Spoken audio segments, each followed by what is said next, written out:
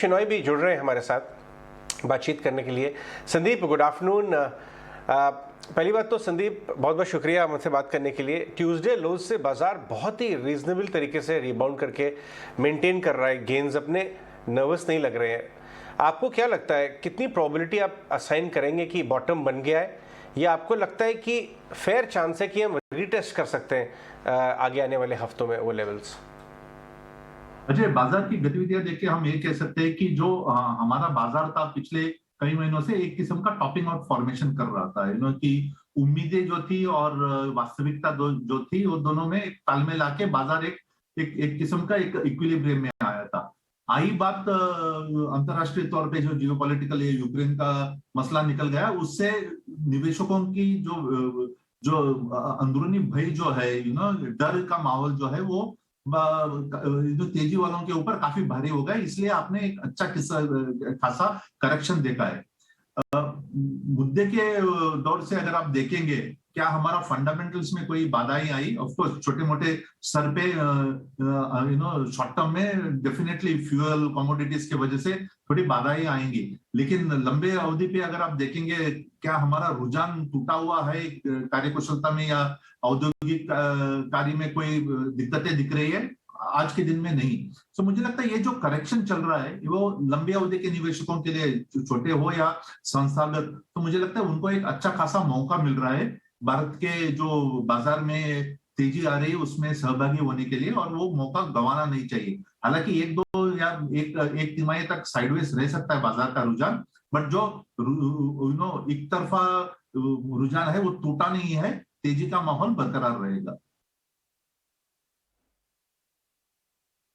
बिल्कुल। बहुत बहुत स्वागत है आपका मिस्टर शिनॉय। प्रियंका यर, तो ऐसे में आप यहाँ से किस तरह से व्यू बनाएंगे आगे, क्योंकि अगर इन्फ्लेशनरी प्रेशर की बात करें तो अभी भी हेडविंड्स तो हैं, काफ़ी हद तक तो बाजार ने प्राइस इन कर लिया होगा, लेकिन क्योंकि जैसे जैसे अब फोर्थ क्वार्टर के नंबर्स आएंगे वहाँ पर inflationary pressure across the sectors दिखेगा।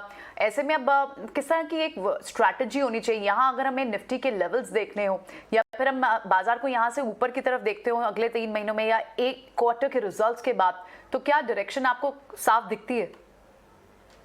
तो प्रियंका जी, बाजार में कभी भी हम एक कहते हैं कि एक का दर जो होता है दूसरे का मौका होता है। तो इन्फ्लेशनरी प्रेशर्स अगर आप देखो, इनके जो उपभोक्ता है उनको कॉस्टिंग में दिक्कतें जरूर आएगी, प्लास्टिक्स कंज्यूमर हो या स्टील कंज्यूमर हो या एल्यूमिनियम कंज्यूमर हो, लेकिन ये जो प्रोड्यूसिंग कंपनीज है, मुझे लगता है उनके लिए एक अच्छा खासा मौका रहेगा। अर्निंग जो उनके काफी अच्छे थे उनमें मुझे लगता है एक बूस्ट आ सकता है।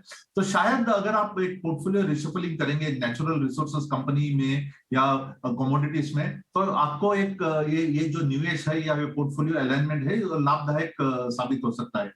और आईटी क्षेत्र भी एक ऐसा क्षेत्र है जिसमें अगर आप ये जो दिक्कतें चल रही है और जो कॉस्टिंग प्रेशर चल रहा है उनसे वो काफी हद तक इंसुलेटेड है या वंचित है, तो मुझे लगता है उनके भी कोई कमाई में, अर्निंग्स में या रेवेन्यू ग्रोथ में कोई दिक्कतें नहीं, कोई बाधाएं नहीं।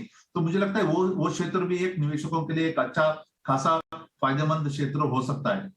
तो एक दो क्षेत्र है प्रियंका जी, बट बाकी के अगर आप देखेंगे तो ऑटो क्षेत्र में थोड़ा धीमापन आपको दिख जाएगा। पर धीमापन में आप क्या कहेंगे कि एक खरीदारी का मौका मिल सकता है? हम आपके पास फिर से आएंगे। If you to consider our request and stay with us, आपके थॉट्स हमारे लिए काफी मायने रखते हैं। Please continue sir, what you were saying. मैं ये कहूंगा कि थोड़े क्षेत्र जिनमें बाधाएं दिख रही है और जिनमें एक आप किस्म का एक दबाव देख पाएंगे, क्योंकि कंजम्पशन में थोड़ी बाधाएं दिख रही है। मिसाल के तौर पे ऑटो क्षेत्र या इवन एफएमसीजी क्षेत्र, मुझे लगता है आने वाले 2-3 महीनों में आपको आम निवेशकों को उनमें निवेश करने का अच्छा खासा सुनहरा मौका मिलेगा, तो वो उस मौके को भी गंवाना नहीं चाहिए। सो ऑल इन ऑल अगर आप देखेंगे प्रियंका जी कि एक आपको शॉर्ट टर्म अपॉर्चुनिटी है, और on a longer term basis अगर आप देखेंगे तो मुझे लगता है निवेश का मौका अच्छे स्तर पे भी आपको बड़े क्षेत्रों में मिल जाएगा, तो गंवाना नहीं चाहिए उसे। संदीप, मेटल एंड माइनिंग पे मैं आपसे एक बात पूछना चाहूँगा कि ये of course supply side issues इनको ट्रिगर कर रहे थे, वॉल्यूम भी हेल्दी था, बट ये जो सडन डिस्ट्रप्शन वॉर से आया इसने मेटल एंड माइनिंग प्राइसेस को एक ज़बरदस्त जंप दिया। और आज भी देखिए तो JSW, टाटा स्टील ट्यूसडे लोज से तो 30% ऊपर हो गए। ये बॉयंसी आपको मेटल एंड माइनिंग स्टॉक्स में जारी रहती हुई नजर आती है, क्योंकि आप टाटा स्टील वगैरह काफ़ी क्लोजली ट्रैक करते हैं, यहाँ से भी इसमें जूस है क्या अगर 12 महीने का 24 महीने का व्यू लें? दो बातों पे आपको गौर फरमाना चाहिए अजय, क्योंकि एक इनमें साइज और स्केल है, दूसरा इनमें जो जिस किस्म का डिलीवरेजिंग हो रहा है, बड़े कंपनीज जो अगर आप देखेंगे 10,000 करोड़ में इनका डेट हुआ करता था, और जो सालाना तौर पे अगर आप देखेंगे तो थोड़े कंपनी ने 5, 10, 15,000, थोड़े ने तो 20-25,000 करोड़ भी कर्ज वापस चुका चुके हैं। तो मुझे लगता है इस किस्म के कैश फ्लोस जब आते हैं तो एक री-रेटिंग होना स्वाभाविक है। और दूसरी बात अगर आप देखेंगे इनके कंजम्पशन में, उपभोक्ताओं में अगर आप देखेंगे तो क्या कंजम्पशन में बाधाएं दिख रही है या दिख रही है? नहीं। ऑफ कोर्स कभी ना कभी आप भाव बढ़ाते जाएंगे तो एक लेवल पे कंज्यूमर रेजिस्टेंस आएगा, लेकिन आज के दिन पे कंजम्पशन रेजिस्टेंस दिख नहीं रहा है। तो मुझे लगता है 1-2%, 3-4% अगर रियलाइजेशन में इजाफा करेंगे तो बाजार इसको एब्जॉर्ब कर लेगा, और इन लोगों के बड़े जो दिग्गज कंपनियां स्टील में, मुझे लगता है उनके फायदे में या एबिटा में कोई आपको दबाव नहीं दिखेगा। तो शायद इस तरह से भी आम निवेशकों को या संस्थागत निवेशकों को, मुझे लगता है इनमें आपको निवेश करने का एक अच्छा खासा मौका है और आप फायदे में हो सकेंगे। कह रहे हैं इनफैक्ट हमने टीवी नरेंद्र जी से बात भी की थी टाटा स्टील के हाल ही में, और उन्होंने आप ही जो आप बता रहे हैं इसी पॉइंट पे इलैबोरेट किया था। ये सुनते हैं। There are sectors where coal is an energy source. There you can substitute with other sources of greener and cleaner energy. And there are areas like in steel making where coal is a reductant in addition to being an energy source. So that's why you need something else to come in, and gas and hydrogen are the two options. But the challenge, because going forward, India is going to be building more and more steel plants, because steel consumption in India is going to become 3 or 4 times this level in the next 30-40 years if you have to grow at 8-9% and build infrastructure, right? So having said that, the challenge we are facing is most of the steel capacities are coming up in the east, because that's where the iron ore is, right? Now, if you need to substitute coal, you either need gas or hydrogen at scale and competitive. So 3 to 4x हो जाएगी consumption, और इसी basis पे trigger जो हम संदीप जी से बात भी कर रहे थे।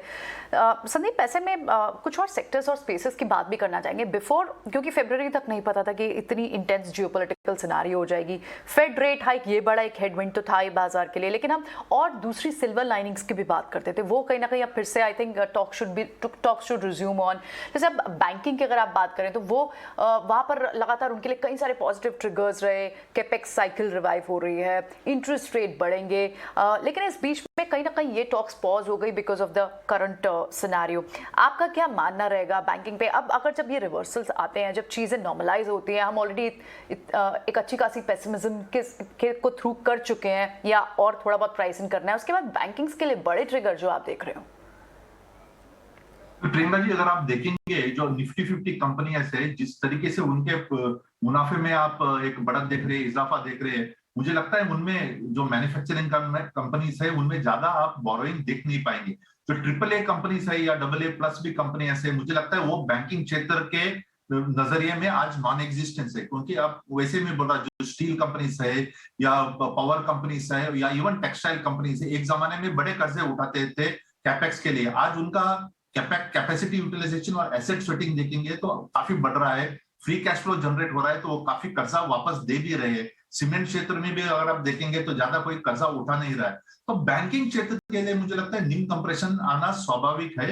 It's more of question of when it will come, it is going to come. इसलिए वो सब लोग रिटेल की तरफ ध्यान दे रहे हैं, और मुझे लगता है रिटेल में अगर आप लेंडिंग बुक बढ़ाना चाहता है, चाहे कोई भी बड़ा बैंक बढ़ाना चाहता है, तो मुझे लगता है दिक्कतें काफी रहेंगी। Of course risk management and processes पे ध्यान देना पड़ेगा। तो मुझे लगता है कि बैंकिंग क्षेत्र में अगर आप देखेंगे तो गिने चुने निजी क्षेत्र के बैंकों में ही आप अच्छा खासा इजाफा देख पाएंगे। बाकी के बैंकों में मुझे लगता है साइडवेज मूवमेंट जो पिछले कई दिनों में आपने देखा है, शायद वो आने वाले 1 साल तक बरकरार रहेगा, तो सावधानी बरतनी चाहिए।